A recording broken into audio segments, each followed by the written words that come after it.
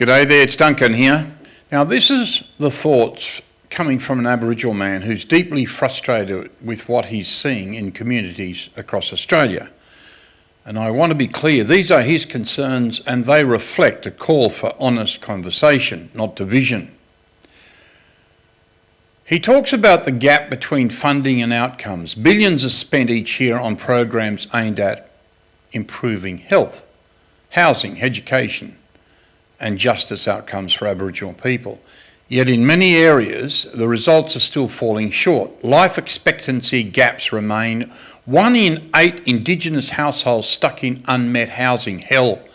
Overcrowding so bad you've got 10 people crammed in a 3-bedroom dump. Kids sleeping on floors.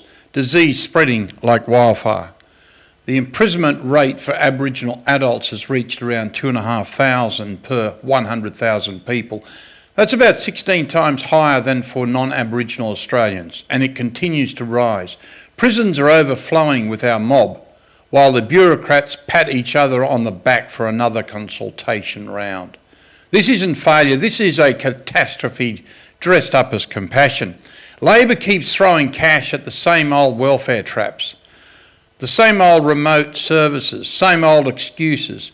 Meanwhile, the stats are screaming the truth. Nothing is changing, and here's the brutal, stone-cold reality. If they really wanted to help themselves, they could. And here's the difficult truth being raised. Plenty of Aboriginal people have pulled themselves up, built businesses, raised strong families, walked away from the grog, the drugs and the welfare.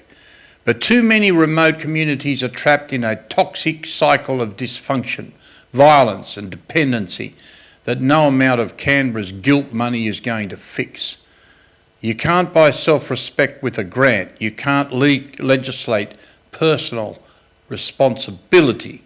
The system's designed to keep them broken. Endless bureaucrats, NGOs and politicians with their snouts in the trough, all profiting off the misery while pretending they're helping. Labor's the worst of them. Virtue signalling with your tax dollars while the problems fester. And this is only part of the story. Watch part 2 next.